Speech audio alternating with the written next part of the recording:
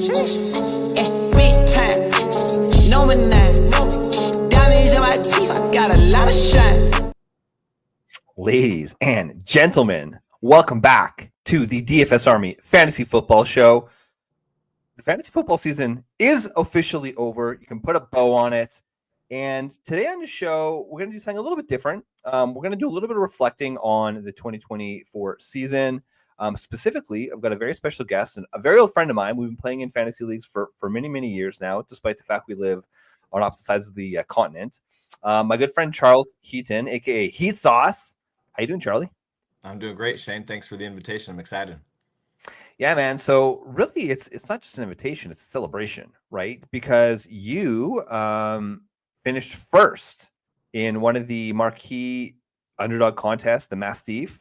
You finished first in the contest. So what I want to do is, obviously, we'll go back. We'll look at your draft strategy. I want to pick your brain a little bit on how you just approach drafts, because the Mastiff, for those who don't know, is one of the premium contests. It's $1,000 entry. So you kind of have to, how do you say, white knuckle while you pull the trigger, right, to enter one of those contests. But ultimately, yep. I think that there might be some strategy to it, right? I know that over on the main DFS Army channel, one of the things the Geek talks about a lot is contest selection and how important that is. And so I want to get your approach on that. And then, we'll just kind of sprinkle in just some outlooks for 2025. Typically, the underdog contests are the first to launch from what I remember. And it's usually about mid-February, like the week after the Super Bowl is when a lot of those contests will run. Because right now they're still running their playoff contests and all that fun stuff, right? So, but really what I like to get into is I do the draft kit for the DFS Army website, and including the best ball sheet. So I typically don't put that up till middle of the summer, but I think what I'll do is I'll get a few iterations out in the early season before the NFL draft.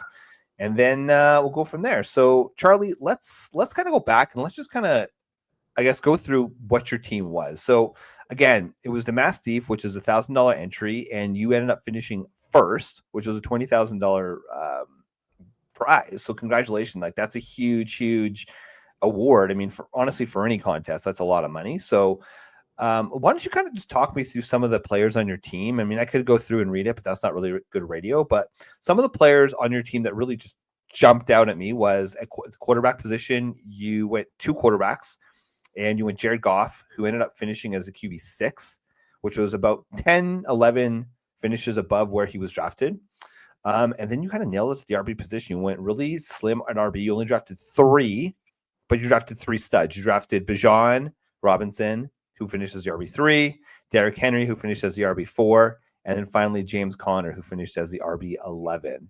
So let's just talk about it. What's your approach? Let's just buckle in. So first and foremost, what is your approach to contests for best ball? Yeah, so I've been diving into best ball more the last few years, and specifically on underdog, because they've got some great, a wide variety of entry levels and costs to join. First time I've ever done $1,000 lineup. Oh, nice. So okay. Good start. Yeah, maybe first and last. No, I'm just kidding. I'm gonna try it again next year. Yeah.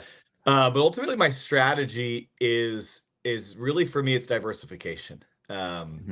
Last year, I entered a little over 100 best ball lineups. I did pretty well. I cashed in a lot of different tournaments, at least made it through the first round, some through the second round, and at least got most of my money back.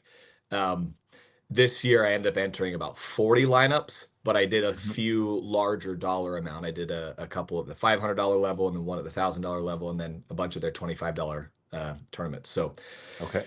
For me, it's diversity and getting as many different players from the player pool as you possibly can. I draft early, I draft mid, and I draft late. And what I mean by that is I didn't start any of my drafts till after the main NFL draft. I wanted to see where the rookies were going to land, see if I could get some value on some rookie running backs, some rookie receivers. Didn't really have a good beat on the rookie quarterbacks this year. That's definitely one of the things I swung and a miss at. I went with veteran quarterbacks pretty much in every one of my lineups.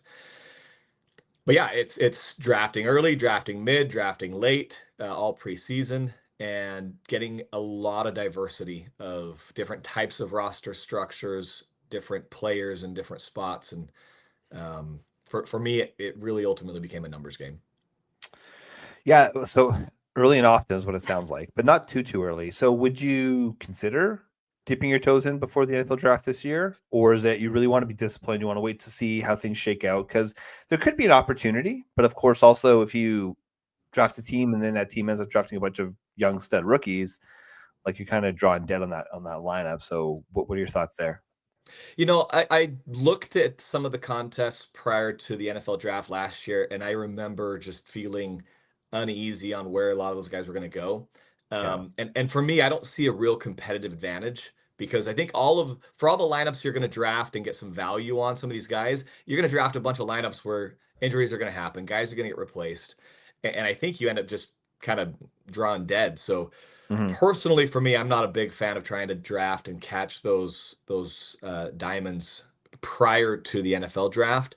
But first couple weeks of training camp, rookie camp, trying to listen to guys like you, some of the other people on the airwaves, Mhm. getting news from these training camps as to what kinds of things people like to, as far as the running backs. Really, a lot of it for me is running backs after the draft.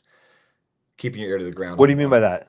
What do you mean by that? Like just guys that could have an early impact in the season, or? rookie receivers don't. I mean, I don't even know if the math supports me on this, so Mhm. I didn't know stats to look up. Just over Yeah. my 12 years of playing fantasy football now, and I feel like getting a feel for the game.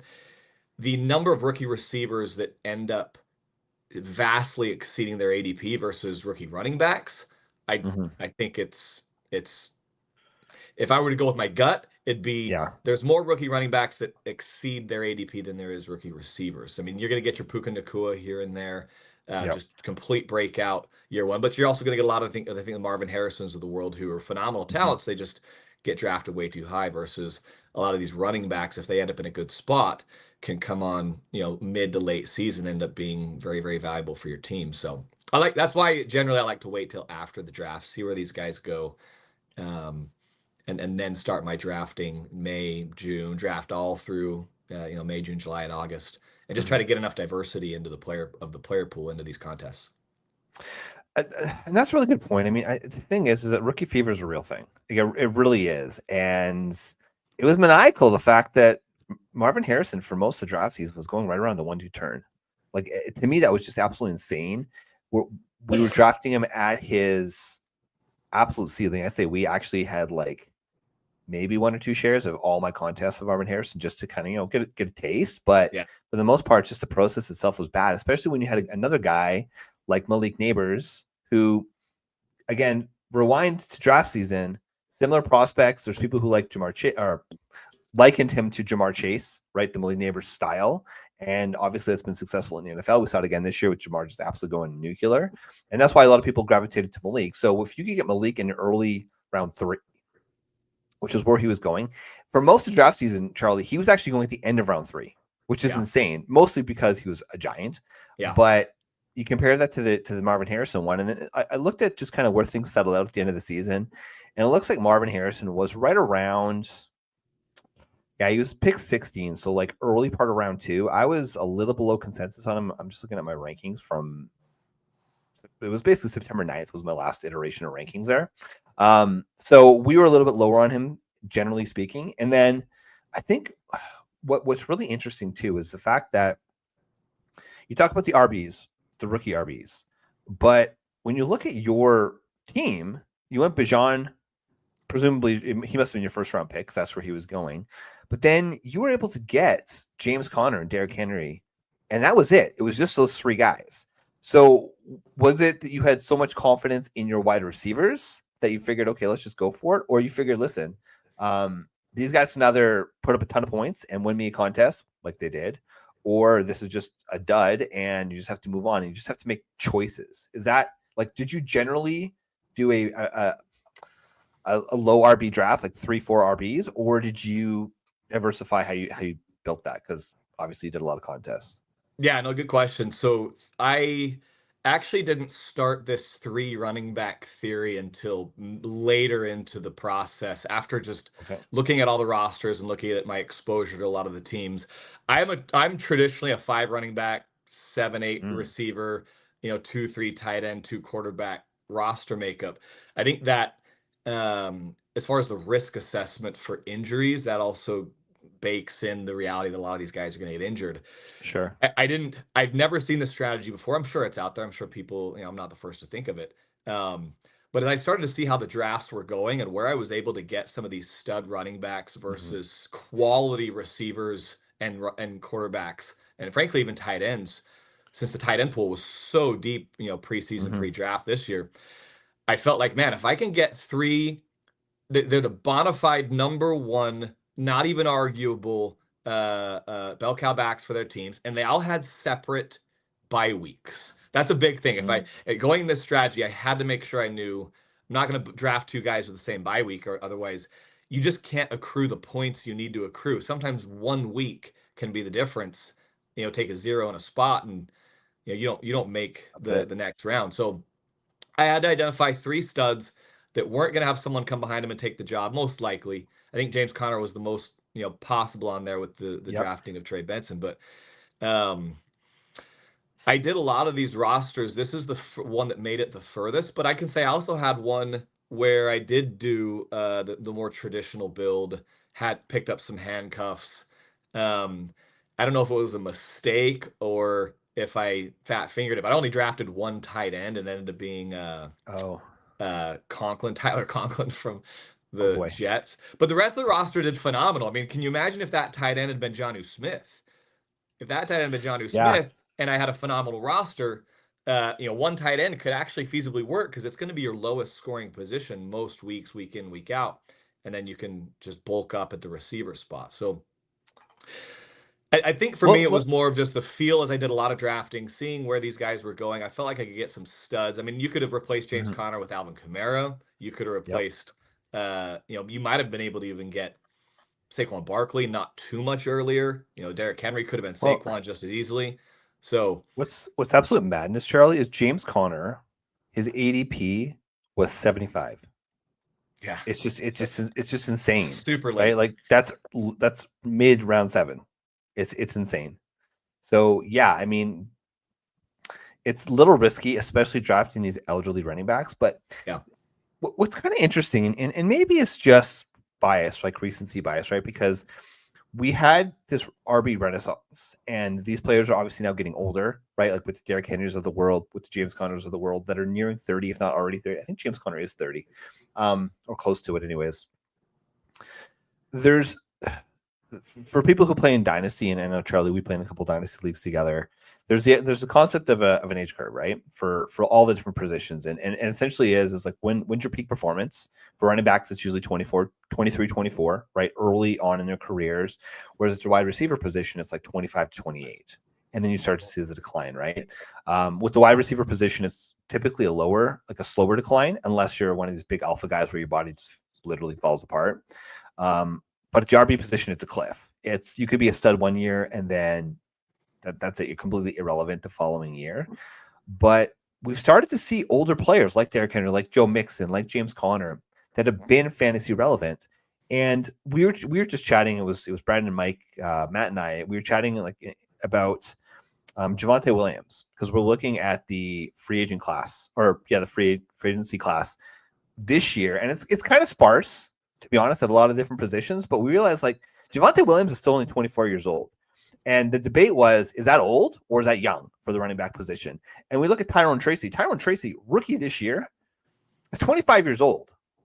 So how much of this, I wonder, and this is just maybe a question for you or just in general, is how much of this is a result of the extra year the players got with COVID?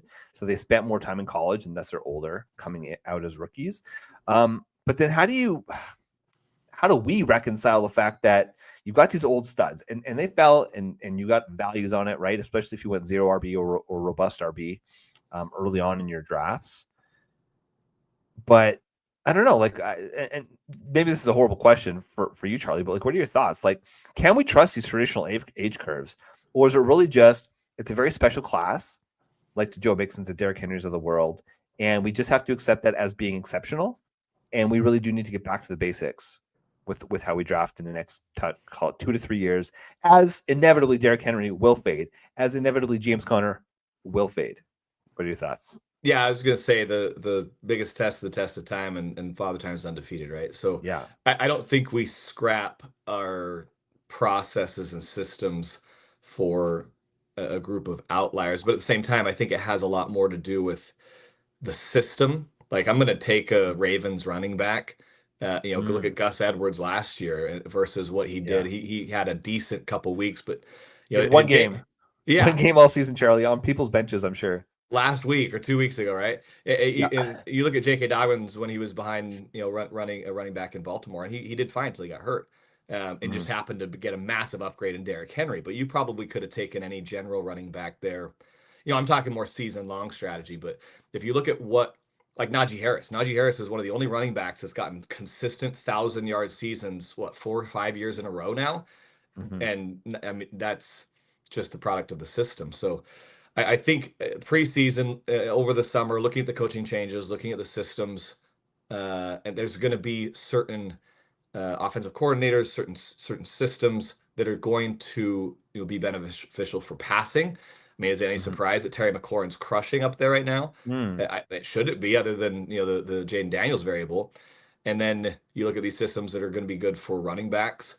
Um, and then you got to kind of roll the dice. I mean, ultimately, for me, it's a lot of luck. There's a lot of luck.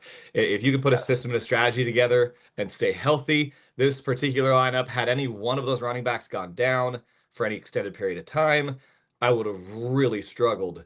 And so health ultimately at the end of the day and luck is going to play into it. So that's why it comes down to, I think, understanding the systems that you're drafting the guys out of. And if you're going to play in contests like these best balls, don't throw one or two lineups in a 200,000 lineup pool. Yep. You got to make the investment and take the time. I mean, every single one of those drafts takes 45 minutes. And Yeah. last year I did like 150 of them. I mean, maybe Yeah. almost 200. So you look at the amount of time it takes, like the investment into just getting the diversification. Um, I think those two things are key if you're going to be doing a lot of best ball, especially in large quantities. So I've heard a lot of people who do like 100 plus contests, they actually have a preference for doing the fast draft versus the slow draft Big time. because there's just a vibe that you feel. I mean, versus these slow drafts can last sometimes 2 weeks, right? So are Yep. you generally very pro fast draft then Yeah, versus slow draft? almost every single one of these is fast draft. There's the idea that on a slow draft, if it happens to be your pick, and then some Mm, running back gets injured, and then you're in the 15th, 16th round, and you snag a second or third round value yeah. running back. I think a lot of people like those for those reasons, but I feel like you lose the feel for where guys are going. Frankly, I use a lot of best ball to mock draft for all my other season long leagues. There's What I no do there's exactly. no Yeah. better way to get a feel for the player pool with people that actually have money on the line than doing some kind of best ball draft. Because if you go into the mock draft rooms, most people only mock draft 3 or 4 rounds, and then the rest of it they don't really care. They leave, they auto draft, and it's just a waste of time. So I use a lot of these best ball contests to mock drafting and a feel for the player pool, where people are going, their values, so that I can do well on draft day and my season longs as well. Yeah. Did you ever do best ball tens? Or Yeah, you really just got it? the Yeah. MFL tens. Yeah, yeah, they used to be. I think they used to be called best ball tens, and then became MFL tens, and Okay. then yeah, they've kind of evolved over the years. But I remember doing those. Like this was Yeah. probably what 5, 6, 7 years ago at this point, is when they first started out. And prior to that, it was pretty much I was hanging out in the Yahoo or even the I think Fantasy Pros had the mock draft tools as well, and so you'd be Hmm. hanging out there doing those different ones, and it's like, oh my god, this team is unbelievable. And you realize there's like a 0% chance it would ever happen in real life just because of Yeah, the because nature of the 8 of the room. other 12 people checked out after round Yeah, 5 and auto drafted kickers and stupid stuff. So yeah, exactly. No, it's wild. And it's kind of funny. So you're talking about a little bit of luck, and listen, it's luck comes down to timing, aka when a player is actually going to hit, right? Especially in these best ball contests, which is why it's good to have a wide net. But I think injuries obviously is very key as well. But I'm just looking at the team, at your team, and who actually put up points and counted towards your roster on this pivotal finals week, and the wide receivers that hit were pretty much, a lot of these guys were ghosts throughout the entire season, right? So Michael Pittman Jr., if you drafted him, you're pretty much out of luck. So you were kind of lucky to make it this far, but he put up 21 points in this Yeah. final week for you. Jameson Williams, very boom bust Yep. all season. I would say that for anybody who drafted Jameson Williams or were fans of him as a rookie coming into the NFL, which I liked him a lot. Have some questions about, just the, his mental state. Sometimes he can be a bit of a knucklehead, but he seems to have kind of reined that in, which I really appreciate. Jermaine Burton, I'm going to continue to cash that as a win by my full faith on Jermaine Burton this year.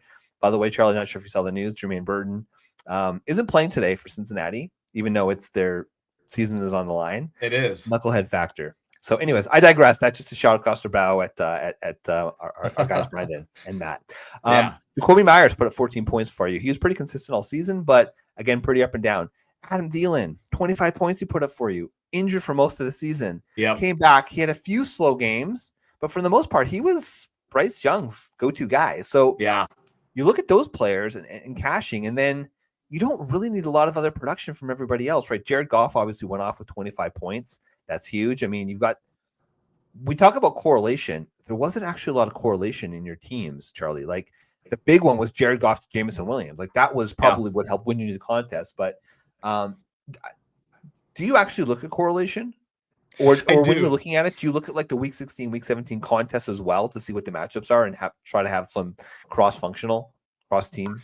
No, I don't go that far ahead. That's very maniacal. Maybe I'll start doing that this year. Yeah. That's impressive. No, so generally speaking, what I do is I always try to get a receiver paired with a running back or paired with the quarterback or the tight end. So in this one, I ended up with Jared Goff and Jameson Williams. I was able to snag Russell Wilson and Pat. Yeah, okay. I think there was one week where Russell Wilson was my top quarterback and Pat Freiermuth was my top tight end. He caught a touchdown and probably a bunch of passes. I went back through all the weeks and that benefited me, in one particular week. Pat Freiermuth could have very much been the Jonnu Smith of this year. I mean, he's got the talent and the opportunity and the good quarterback. It's just didn't hit. One thing I like to do go ahead. So just on that, I mean, like Freiermuth finished to 10 and 11.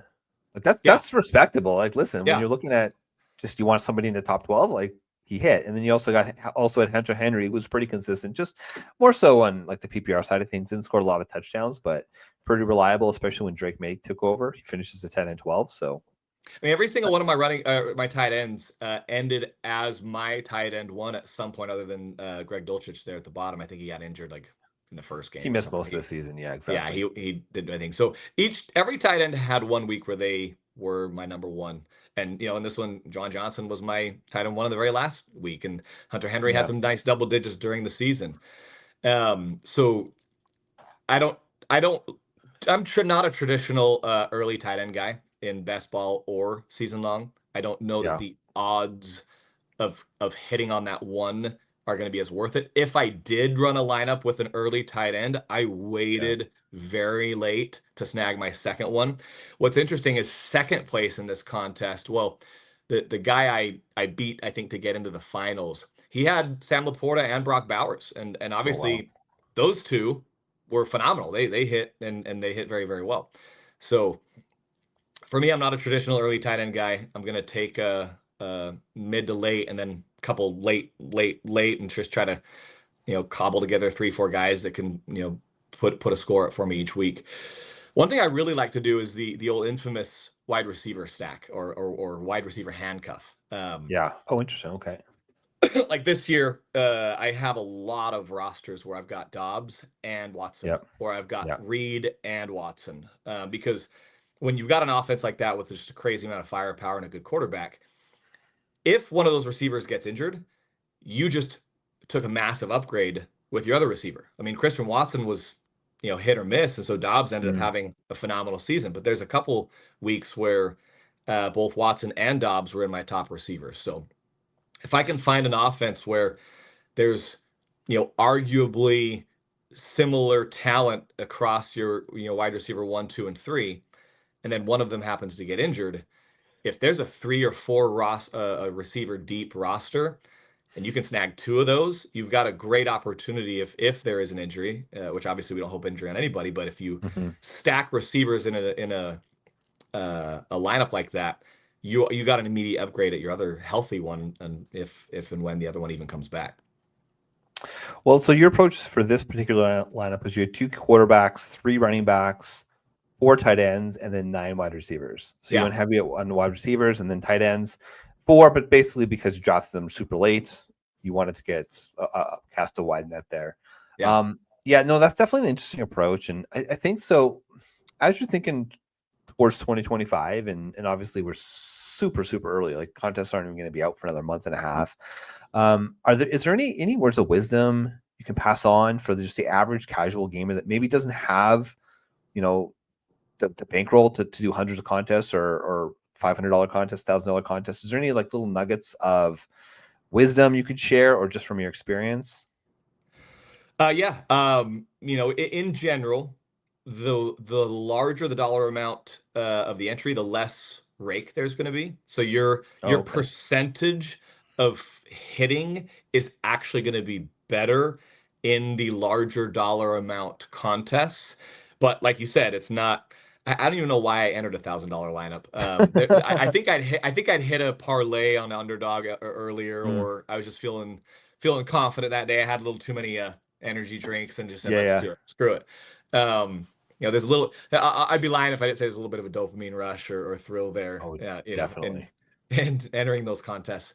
But I think ultimately, number one, if you're new to fantasy football or new to best ball in general, start with the smaller dollar amount Hmm. ones, right? The adage, never, frankly, gamble more than you can afford to lose. Yeah. And start to learn your player pool before you even start putting money on the line. Understand systems, understand offensive coordinators, understand head coach tendencies. You can look back and find patterns there that are going to usually yield more consistent players. I always like to try to stack my quarterback with at least one, sometimes two, receivers or tight ends from that particular team. Hmm. So look, if you get a quarterback, try to go find a receiver on that team.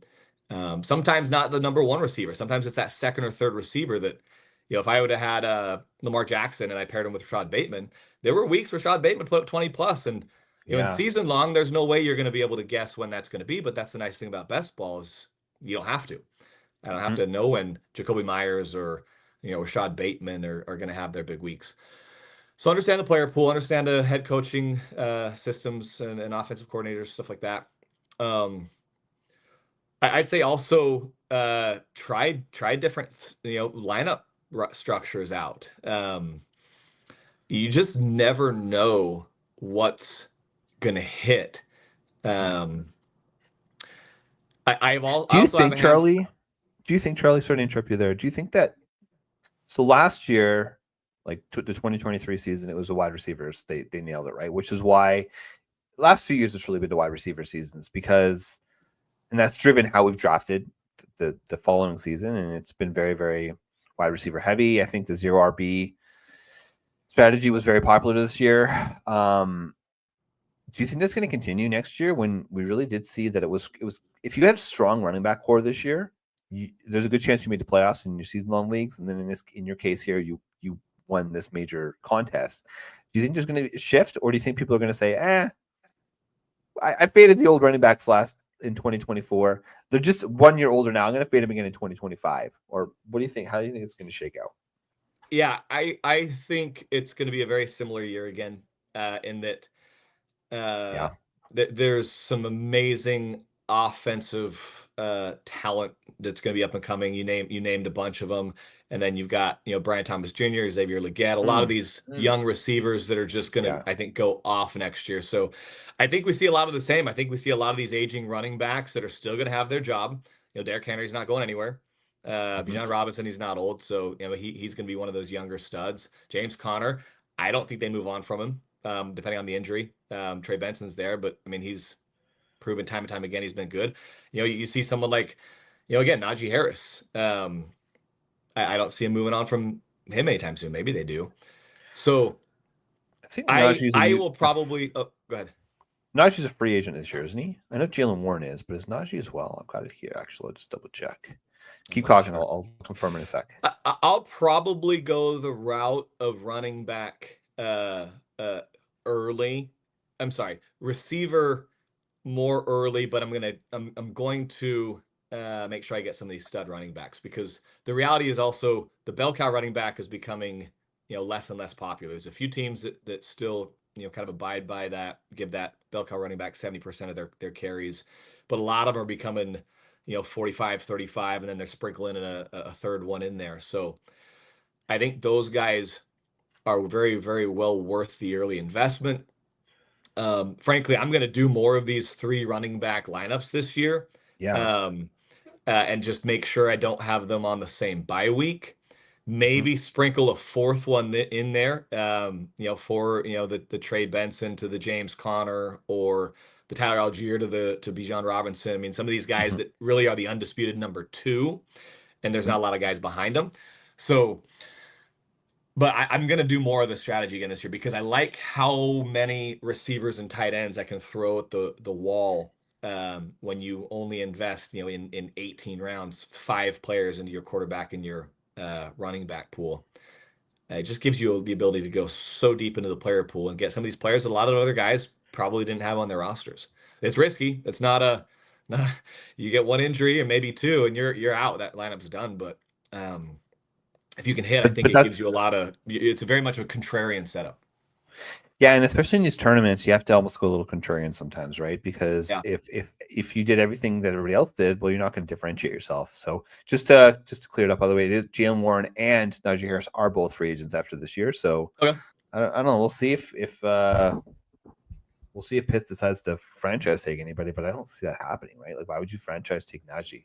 They basically they worked him as a bell cow. He did his job. Thank you very much, sir, and good luck in your new pursuits, I think. But that'll be interesting. So, okay, man. Well, I want to wrap up that best ball contest discussion, but I'm kind of curious, just because, hey, listen, it's the last week of the NFL season. There's not a ton of, let's call it, super pivotal games in terms of teams making the playoffs. But who do you cheer for? Which team do you cheer for, Charlie? So in general, I cheer for the Texans. Sweet. Okay. I lived in Houston for a while, and back when they were bad, so I can claim some loyalty there before they started to get pretty good. Cool. But I really try to stay pretty team agnostic. That way I can have a little bit less of an emotional attachment to players. But I will also say I'm a huge Joe Burrow fan. So I'm okay, yeah. The Bengals, they got a 6% chance of making the playoffs. They have to win. The Chiefs Broncos got to lose. No, the Broncos have to lose. Yep, and then the Jets have to beat the Dolphins. I mean, that's all very doable. But the problem is that the Jets are the Jets. Tua's not playing, so that kind of helps. Tua's not playing. Mahomes, none of the stars for the Chiefs are playing. So the Broncos, their defense, they could crush the Chiefs, and no one's even going to care. So they got a slim shot, but I'd love to see Joe Burrow in the playoffs. Yeah, it's wild, man. So I'm a Patriots fan. People who watch the program know that. And so I think that, fortunately for me, there hasn't really been any fantasy relevant Patriots players for a few years. So it's kind of easy to be agnostic in terms of drafting players. Like fans of the Dallas Cowboys that love having CeeDee Lamb on their team. We all do. But so it's interesting. My wife, she's become oddly obsessed with Joe Burrow and the Bengals, which I suppose is kind of a good thing, because then she's the one who's driving, we got to watch the game this afternoon. We got to get our snacks. We got to make plans. I love it. All right. I guess you kind of, I was joking with Clipboard Jesus, she's taking the descent into madness as well along with us. So that's what we'd love to see. It's going to be fun. I mean, listen, I'm going to be cheering for the Bengals too, just because it'd be a cool story if they made the playoffs. And I think that, if the Broncos were to make it, sure, they might be able to advance, but with that defense, I have a hard time believing they could really advance past very far. Never know. Dolphins, I think, don't have a chance in hell, right? The second they go on the road, they're going to lose it. The Bengals could win the Super Bowl if they make the freaking playoffs. And I think that's what makes it exciting. And then on the NFC side of things, man, Sunday night, it's not to make the playoffs, but it's for that first round bye. And that's between the Vikings and the Lions. And that's kind of a cool story, man. So that'll be fun to watch. So, yeah, I mean, listen, it's fun football, and you're in San Antonio, right? Yeah. Cool. I might be having to travel out there in the next few months. So if I do, we'll have to meet up. Absolutely, man. We'll go grab a coffee or lunch or Something more. We'll see.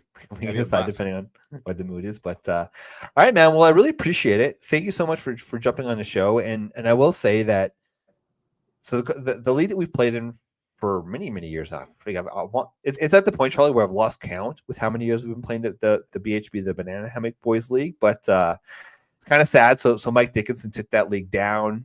He beat me in round 1 by 0.8 points. And then he squeaked out a win against you in the finals. So that was a tough blow for you. This would have been because you did back-to-back last year, right?